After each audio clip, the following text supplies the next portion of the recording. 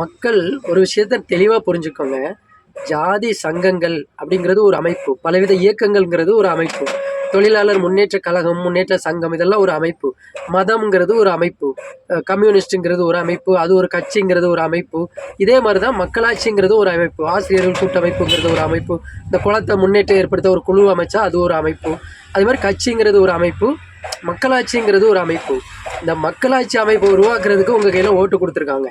அதில் நீங்கள் உங்கள் பிரதிநிதிகளை தேர்ந்தெடுக்கணுங்கிறது இயல்பு, மரபு. ஆனால் நீங்கள் அந்த ஓட்டை வச்சு கட்சியை காப்பாற்ற பார்க்குறீங்க, உங்கள் ஜாதி சங்கத்தை காப்பாற்ற பார்க்குறீங்க, உங்கள் மதத்தை காப்பாற்ற பார்த்தீங்கன்னா மக்களாட்சி அமைப்புங்கிறது இல்லாமலே, காணாமலே, அதாவது செயல்படாமலே போயிடும். அந்த அமைப்பு தான் எல்லா மக்களுக்கான நீதியை சரியாக பெற்றுத்தரும். ஆனால் நீங்கள் தவறுதலாக புரிஞ்சுக்கிட்டு கட்சிங்கிற அமைப்பை உள்ளே வச்சு மக்களாட்சியை காப்பாற்றலாமான்னு பார்க்குறீங்க, கட்சியை காப்பாற்றிட்டு போயிடுறீங்க.